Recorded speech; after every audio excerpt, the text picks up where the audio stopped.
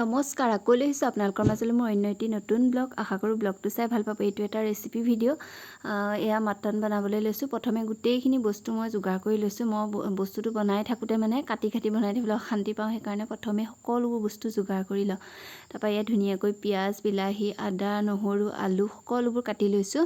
এতিয়া মই ৰেচিপিটো আৰম্ভ কৰোঁ। আহকচোন আজি মই ৰেচিপিটো কেনেকৈ বনাওঁ।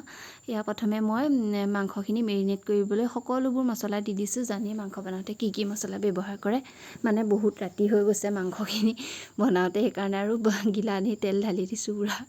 তাৰপৰা খাব বাৰু সেইবিলাক। তাৰপৰা ইয়াত ধুনীয়াকৈ মই প্ৰথমে ছাগলী মাংস মানে বনাওঁতে এনেকৈ গোটেইবোৰ প্ৰথমে মেৰিনেট কৰি লওঁ। মছলাখিনি দিয়ে মানে এনেকৈ অলপমান সময় ফ্ৰিজত ৰাখি দিওঁ। সেইদিনা ফ্ৰিজত বেছি সময় থ'বলৈ নাপালোঁ, কাৰণ ৰাতি বহুত দেৰি হৈ গৈছে আৰু লগতে মানে ইমানেই বৰষুণ সেইদিনাখনি। তাৰপৰা এয়া অলপ সময় ফ্ৰিজত ৰাখিলোঁ। ফ্ৰিজত ৰাখি এয়া মই কুকাৰতে বনাইছোঁ। যিহেতু ছাগলী মাংস মই কুকাৰতে বনাওঁ। জুইত বনাই থাকোঁতে বহুত সময় লাগে আৰু মাংসটো সিজোতেও বহুত টাইম লাগে কেৰাহীত বনাই থাকিলে মানে, সেইকাৰণে মই এনেকৈ কুকাৰতে হৈ যায় আৰু খাবলৈও বহুত ধুনীয়া হয়। কিন্তু দেই কুকাৰত বনালোঁ। প্ৰথমে এয়া মই সেই এটা পিঁয়াজ মাংসখিনি মেৰিনেট কৰি থৈছিলোঁ আৰু ইয়াত সম্পূৰ্ণ ডাঙৰ মই 2টা পিঁয়াজ দিছোঁ। তাৰপৰা ইয়াত পিঁয়াজখিনি এনেকৈ অলপমান ভাজি লৈছোঁ। ভাজি হোৱাৰ পিছতে তাতে মই আদা নহৰুখিনিও ভাজি ল'লোঁ। সেইখিনি ভাজি হোৱাৰ পিছতহে মই আকৌ বিলাহী আৰু যি আলু কাটি থৈছিলোঁ সেই আলুখিনি দিছোঁ। আকৌ এইখিনিও মই অলপমান সময় এনেকৈ ভাজি ল'ম।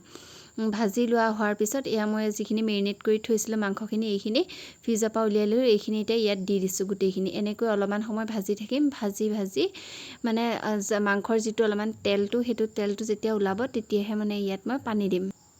এয়া মই দেখিছেনে এনেকৈ ভাজি আছোঁ। আপোনালোকে কেনেকৈ বনায় ছাগলী মাংস জনাব কমেণ্টত। মই এনেকৈয়ে বনাওঁ আচলতে। এনেকৈ বনালে সহজো হয়, বেছি লাগি থাকিব নালাগে। এয়া মই এটা গোটা নহৰু দি দিছোঁ। এনেকৈ এটা গোটা নহৰু দি দিলে মাংসত খাই ভাল লাগে।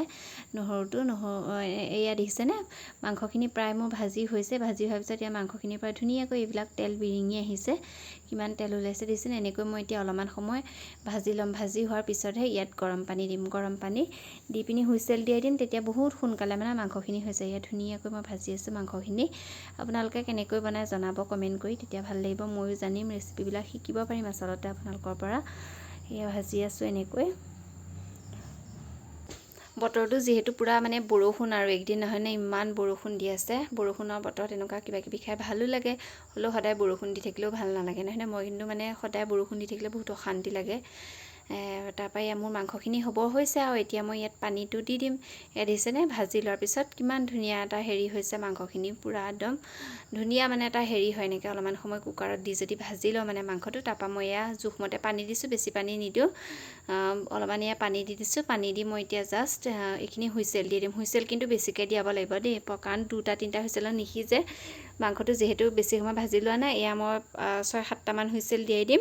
হুইচেল দিয়াৰ পিছত এয়া দিছেনে মাংসখিনি, ভাবিছিলোঁ ধুনীয়াকৈ মাংসখিনিৰ সৈতে এখন কাঁহী সজাম, কিন্তু মোৰ মানে ইমানেই উৎপাত, একোৱে কৰিবলৈ নহ'লে এয়া কুকাৰৰ পৰাই দেখাই দিছোঁ। আৰু এনেকৈ ভাত খোৱা টাইমতে কোনোদিন মানে কিবা এটা কৰিম বুলি ভাবিলে নিমিলে, যিহেতু মোৰ লগত থাকেই এনি টাইম, জানে তাইক চোৱা চিতা কৰি থাকিব লাগে মই। এয়া মাংসখিনি গ'ল, খাবলৈ কিন্তু বহুত টেষ্টি আছিলে। আজিলৈ আহিছোঁ, বাই।